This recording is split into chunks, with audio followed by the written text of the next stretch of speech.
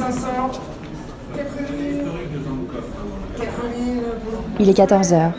Les portes des salles de Drouot, épaisses et lourdes, s'ouvrent. Les enchères commencent. Non, ne levez pas la main. Mais si, allez-y. Laissez-vous entraîner dans ce monde singulier où les œuvres d'art passent de main en main sous les coups des marteaux. Vous l'entendez ? Voyage dans le temps et dans l'art.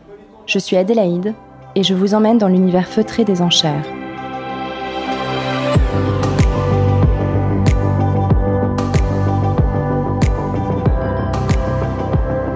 Où que vous soyez en écoutant cet épisode, regardez autour de vous.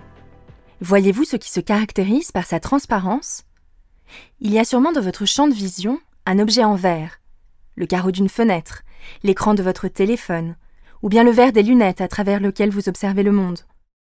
Aujourd'hui, le verre est omniprésent dans notre décor, mais fut un temps où ce matériau si particulier, comparable à l'eau qui se change en glace, translucide et cassante, était un objet de secret et de convoitise. Barbara Wirth fut une grande admiratrice de notre époque du verre et de sa maîtrise par l'homme. Elle constitue, en une trentaine d'années, une collection de qualité muséale que la maison Gros et Delettré présentait aux enchères à Drouot le 13 octobre 2020. L'occasion pour nous de parler d'un art vieux de plus de 6000 ans. Barbara Wirth est une femme mondaine et une femme de goût. Elle aime recevoir dans son appartement et les très beaux dîners qu'elle organise sont l'occasion pour elle de mettre en œuvre sa passion de la décoration et de présenter les objets qu'elle aime collectionner.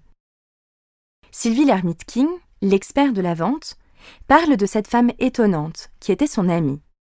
Elle a toujours été baignée dans cette atmosphère d'art, de beauté, en même temps avec un œil très original. Donc c'était pas quelqu'un qui suivait le côté classique des choses, au contraire. Elle aimait bien mélanger. J'expliquais même cette tenue vestimentaire était amusante, elle était toujours élégante avec parfois un sac en forme d'arrosoir, enfin des choses rigolotes. La salle à manger de l'appartement parisien de Barbara est le décor de 2 collections. L'été, dans une atmosphère aux couleurs claires, elle présentait sa collection de vases et de pichets normands. L'hiver, parmi des tons rouges et chauds, c'était sa collection de verres bleus qui était exposée. Elle avait débuté cette collection de verres parce qu'elle aimait l'idée du reflet par des objets bleus. Et puis elle m'a demandé un jour mon avis et je lui ai dit écoutez, si vous voulez avoir une collection de verres, il va falloir que vous passiez à la vitesse supérieure. Comme c'était quelqu'un qui n'était pas habitué à ce qu'on lui parle aussi directement, on est devenus amis très vite et j'ai fait cette collection avec elle, c'est-à-dire en suivant bien sûr son regard, c'est-à-dire qu'elle avait le goût des objets assez épurés. On ne s'est jamais quitté jusqu'à son décès. En 1989, l'année de la rencontre des 2 femmes, Barbara Wirth et son mari Didier acquièrent le château de Brécy en Normandie. Ils se lancent dans des travaux pharaoniques pour redonner vie à la demeure et mettre en œuvre leur passion commune pour les jardins. Ces 4 années de labeur leur vaudront le label de Jardin remarquable, et en 2012, Barbara Wirth recevra de la main de Frédéric Mitterrand les insignes d'officier de l'Ordre des Arts et des Lettres pour son implication avec son mari dans la politique des parcs et jardins de France. Mais ce qui nous intéresse nous particulièrement, c'est le cabinet de verre aménagé par la collectionneuse dans le château. Chaque objet y était disposé dans une niche fermée par une porte en bois, et sur chaque porte était peint l'objet caché derrière elle. Les boiseries au mur étaient ornées d'un décor représentant des objets de verre parmi les fleurs du jardin de Brécy. Alors cet endroit n'était pas visitable par tout le monde, parce que c'est quand même des objets fragiles. Alors les portes étaient toujours entrouvertes parce que justement il faut éviter que les objets soient hermétiquement enfermés dans des bois dont on ne connaît pas vraiment la composition parce que ça peut déstabiliser la matière et faire que le verre devienne malade. Donc s'il est malade, il perd cette transparence et il devient opaque. En une trentaine d'années, Barbara Wirth, accompagnée de Sylvie Lhermitte-King, réunit un ensemble prodigieux, notamment de verres réalisés entre le XVe et le XVIIIe siècle.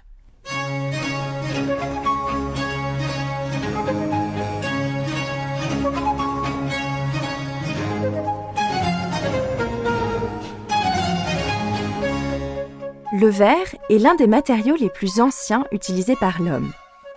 il y a 12 000 ans, la pointe des flèches utilisées par nos ancêtres pour chasser était déjà taillée dans du verre naturel d'origine volcanique. Mais c'est 4500 ans avant notre ère, en Mésopotamie, que les hommes réalisent eux-mêmes du verre grâce à la fusion de sable et de soude. Le verre maîtrisé est alors utilisé pour des objets usuels, décoratifs ou de parure. La plus ancienne recette de verre attestée figure sur les tablettes d'argile de la bibliothèque du roi assyrien Assurbanipal, 700 ans avant Jésus-Christ. Prends 60 parties de sable, 180 parties de cendres d'algues, 5 parties de craie, et tu obtiendras du verre. La maîtrise du verre s'exporte, mais c'est toujours au Moyen-Orient, dans la cité de Phénicie, qu'une technique révolutionnaire émerge quelques années avant l'ère chrétienne, le verre soufflé. Jusque-là, le verre était moulé. Cette technique nouvelle consiste à recueillir au bout d'un tube métallique du verre chaud et malléable. Avec son souffle, l'artisan verrier creuse le verre, puis le modèle, à l'aide d'outils et en le faisant rouler. Les souffleurs de verre obtiennent ainsi des objets d'une grande finesse. La magie du verre se situe également dans sa coloration. La couleur est obtenue par des oxydes métalliques qui, par réaction chimique, colorent la matière. Le bleu, par exemple, provient des oxydes de cobalt, et le violet, des oxydes de manganèse. Le verre peut être coloré dans la masse ou bien décoré avec des émaux. L'émail est également une matière vitreuse qui se colore avec les mêmes oxydes métalliques. Il est déposé sous forme de poudre, comme de la peinture, sur la pièce en verre refroidi. C'est par la cuisson que le décor se fond dans l'objet et prend sa couleur définitive. J'imagine que lorsque je vous parle de l'art de la verrerie, vous pensez à Venise ou Murano. En effet, c'est à Venise, à la Renaissance, qu'est mis au point ce que les Vénitiens ont appelé le cristallo vénitien. Jean-Luc Olivier, conservateur en chef des collections de verre au Musée des Arts Décoratifs à Paris, nous explique. C'est au XVe siècle, avec la première invention qui est celle d'une nouvelle matière ou d'une matière particulièrement purifiée qui amène les verriers vénitiens à cette matière très transparente, très légère, très pure, qui se travaille très bien à chaud. On peut travailler longtemps le verre vénitien, c'est-à-dire qu'on peut à la fois réaliser des pièces très sobres, mais on peut aussi, parce qu'on peut réchauffer plusieurs fois ce verre, on peut aussi y ajouter de nombreux décors et utiliser d'autres techniques. Et sur la base de cette invention, de nombreux autres adaptations, innovations dans les décors, dans le décor émaillé, dans le décor gravé à la pointe de diamant, des fois dans le décor apposé à froid sur les verres. Tout ça, c'est l'émulation du grand nombre de verriers rassemblés depuis le XIIIe siècle, non plus à Venise même, mais à Murano, qui est cette île qui dépend de la ville de Venise à cette époque-là, et où les verriers avaient été en quelque sorte déplacés en raison des risques d'incendie. Donc il y avait nombreuses manufactures, nombreux verriers, donc une émulation entre ces verriers à Venise, et dans la proximité aussi d'une métropole importante avec des recherches de scientifiques, d'alchimistes, etc. Murano, au XVe siècle, se place au sommet de la production verrière d'Occident. Extrêmement luxueux, les objets en verre de Murano sont commandés par de nombreuses cours européennes et sont au cœur d'une économie lucrative pour la République de Venise. Venise a tenté de garder à Murano le maximum on peut dire, de secrets de fabrication, et que effectivement le fait de rassembler à Murano permettait aussi à la police de Venise de surveiller ces artisans dont elle ne voulait pas qu'ils émigrent. Mais malgré ces contrôles, l'esprit, on va dire, et les compétences techniques de la verrerie vénitienne se sont quand même diffusées en Europe, à la fois par quelques rares verriers vénitiens qui ont fait des allers-retours dans des manufactures en Autriche, en France, qui ont été commandés.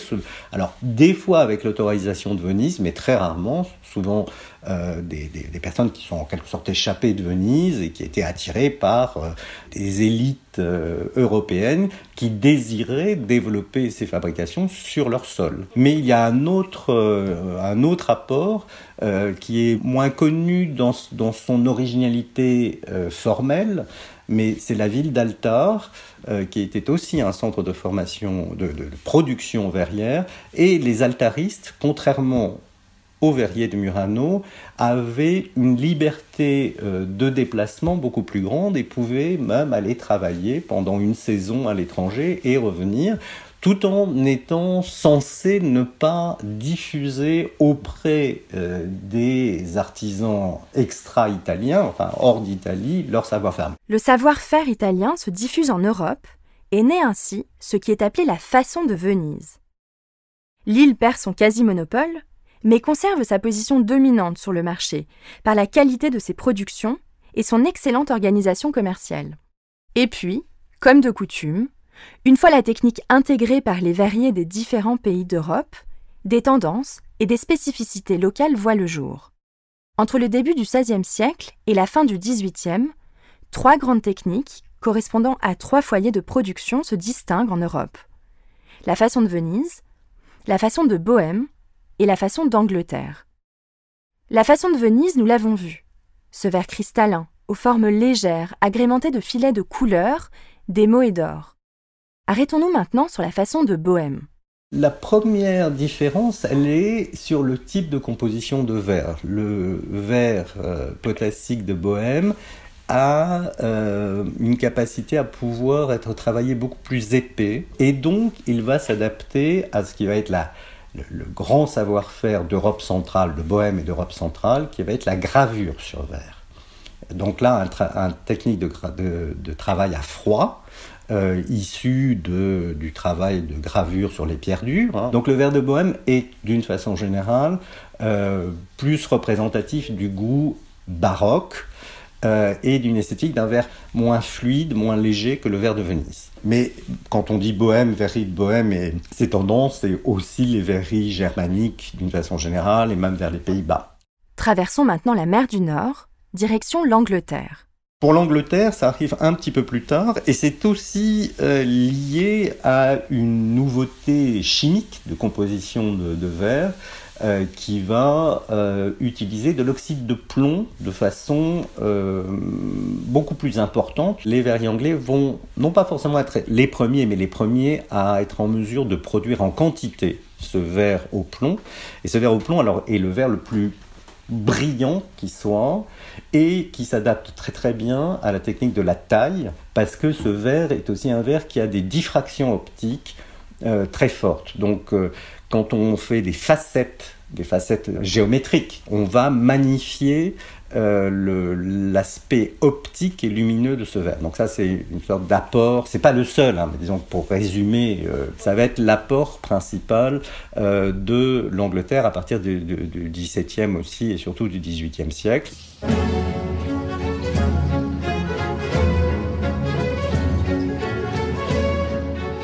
De son côté, la France a toujours produit du verre sur l'intégralité de son territoire. Jusqu'à la fin du XVIIIe siècle, la production française de prestige est essentiellement inspirée des 3 grandes façons maîtresses en Europe, Venise, Bohême et Angleterre. Exception faite de la verrerie d'Orléans, fondée par Bernard Perrault. De son vrai nom italien, Bernardo Perotto, le verrier naît à Altar en 1640. Fils de verrier, il part à la conquête de l'Europe.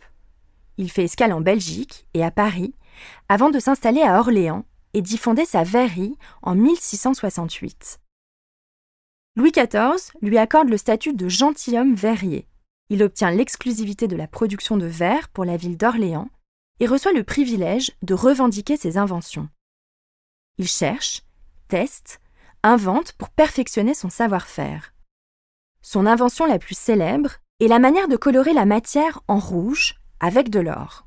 Comme on le sait, il n'y a pas d'oxyde d'or, donc ça n'est pas comme l'oxyde de cobalt, l'oxyde de cuivre, l'oxyde de fer ou l'oxyde de manganèse colore le verre. C'est une manière de colorer avec de l'or du verre qui est plus complexe et qui est restée beaucoup plus difficile de mise en œuvre que les autres couleurs. Le verre rouge a toujours été un verre lié aussi aux recherches des alchimistes.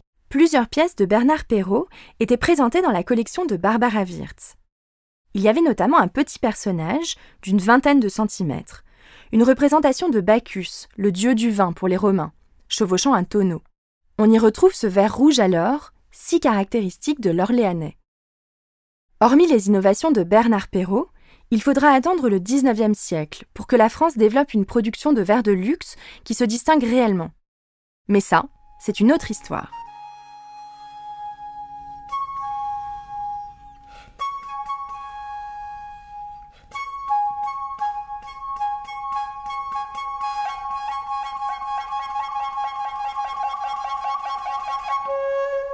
Le verre de luxe, nous l'avons vu, repose essentiellement sur le verre soufflé. Ce savoir-faire n'a pas changé depuis des millénaires. Je me suis donc rendue dans l'atelier parisien de Jérémy Maxwell Vintrebert, souffleur de verre installé sous les arcades de l'avenue Daumesnil à Paris. Je voulais comprendre comment les souffleurs de verre parviennent à manipuler une matière en fusion et contrarier la pesanteur. Ce matin-là, lorsque je rentre dans l'atelier où le travail a déjà commencé, je plonge en un instant hors du temps. Sous les hautes voûtes en pierre, les courants d'air se mêlent à la chaleur qui se dégage des fours et qui s'amplifie chaque fois que leur gueule incandescente s'ouvre. Le bruit des fours et de la ventilation se mélange à un fond de musique et au son des outils.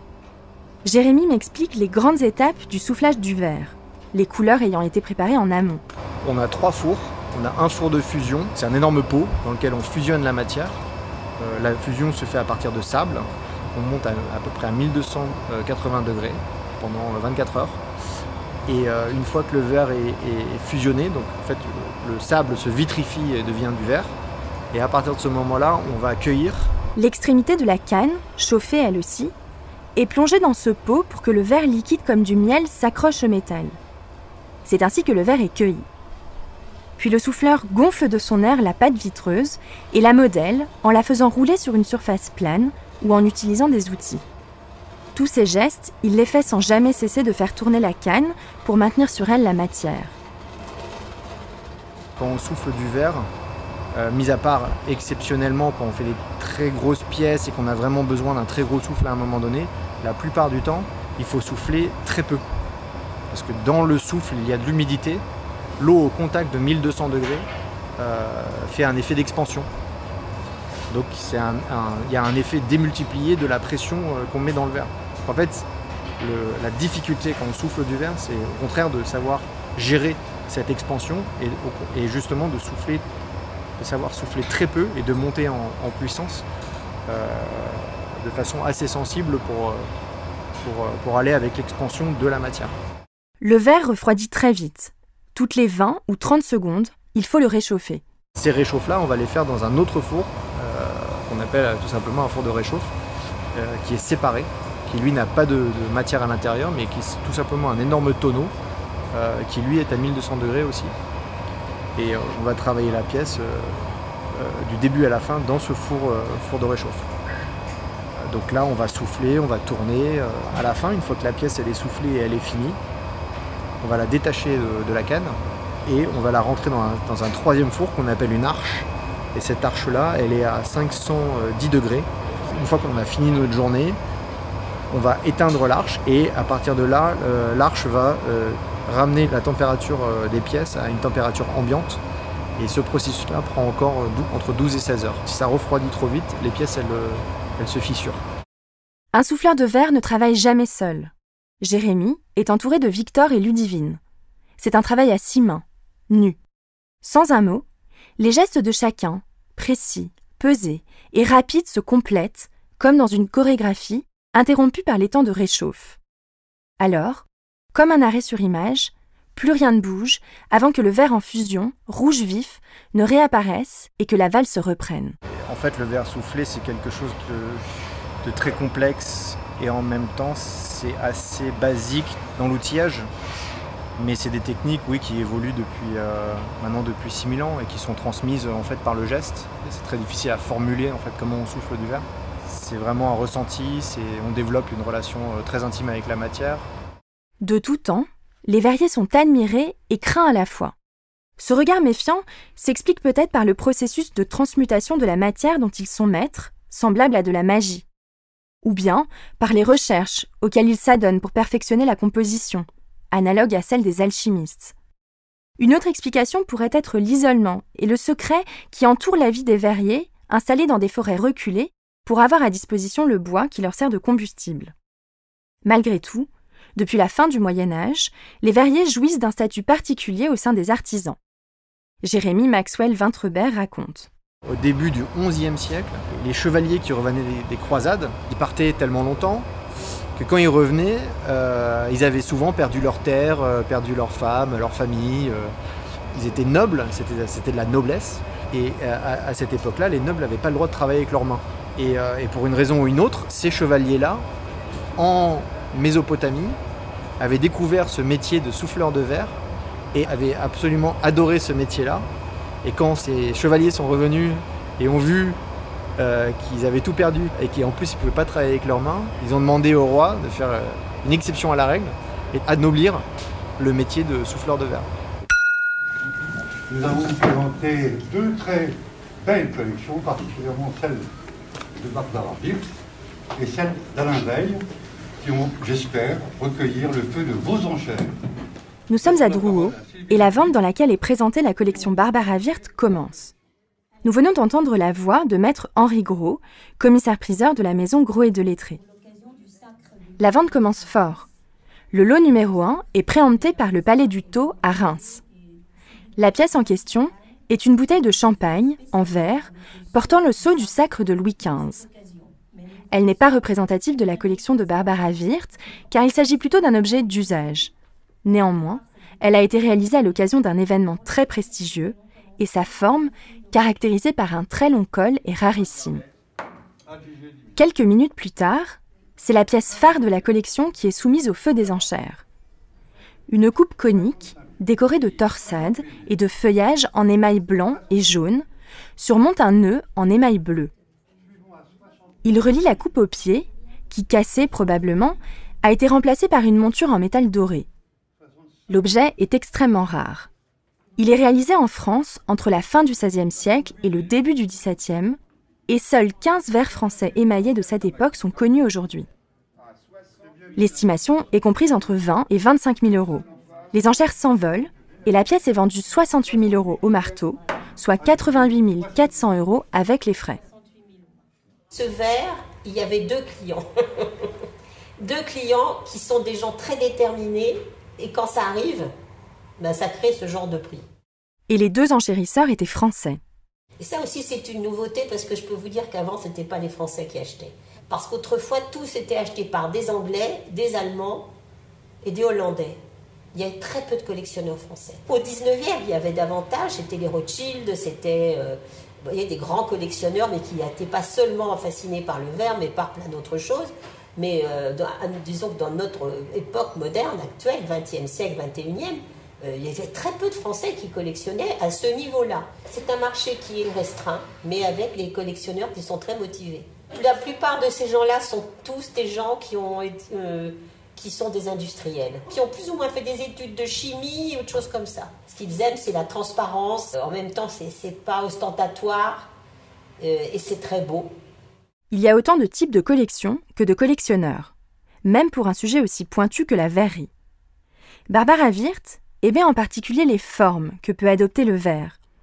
Elle s'intéressait particulièrement à la façon de Venise et à la production française des XVI, XVII et XVIIIe siècles. D'autres collectionneurs affectionnent spécifiquement les émaux, ou bien le verre gravé par exemple. Jean-Luc Olivier relève l'intérêt que constituent ces ensembles très pointus réunis par des particuliers. Ce qu'on pourrait rajouter, c'est à quel point les collectionneurs sont importants. Le collectionneur qui rassemble un groupe d'objets, en général, il a certains goûts particuliers pour tel type d'objet ou tel type d'objet, il en rassemble plusieurs, et que quand on en a plusieurs, on peut comparer des détails. Les nombreuses rencontres que j'ai pu avoir avec Barbara et Didier Wirth à regarder leur collection, voir des nouvelles acquisitions, donnent lieu à des discussions. Alors c'est pas encore au niveau de la recherche scientifique, mais ces échanges entre collectionneurs, conservateurs, experts et marchands font avancer des hypothèses, on va dire, non pas des certitudes, parce qu'en verrerie, nous avons quand même, malgré tout, très très peu de certitudes. Il faut rappeler qu'en verrerie, nous n'avons pas de marque de fabrique, il n'y a pas de poinçon comme on l'a dans l'orfèvrerie. Donc on a des objets qui sont nus, en quelque sorte, la plupart du temps. La vente de la collection Barbara Wirth, fruit d'une passion de plusieurs décennies, fut un succès. L'ensemble a totalisé plus d'1 million d'euros, une préemption et des enchères qui ont pour la plupart largement dépassé leur estimation. Je vous invite à vous rendre sur le site gazette-drouot.com, rubrique Marché de l'art podcast. Vous y trouverez des images de la collection Barbara Wirth et du magnifique cabinet où elle était conservée, ainsi qu'un petit reportage sur mon immersion dans l'atelier d'un souffleur de verre. Si cet épisode vous a plu, n'hésitez pas à laisser un avis positif sur votre plateforme d'écoute, ou si vous êtes encore plus curieux, à pousser les portes de Drouot qui est ouvert à tous. Ce podcast vous est présenté par la Gazette Drouot. Nous remercions pour leur participation à cet épisode Sylvie Lermite-King, expert en verrerie de la Renaissance, Jean-Luc Olivier, conservateur en chef des collections de verre au Musée des Arts Décoratifs de Paris, et pour son accueil, Jérémy Maxwell Vintrebert, souffleur de verre. Le mois prochain, 2 boîtes au symbole auspicieux nous feront voyager en Chine et découvrir un autre savoir-faire ancestral.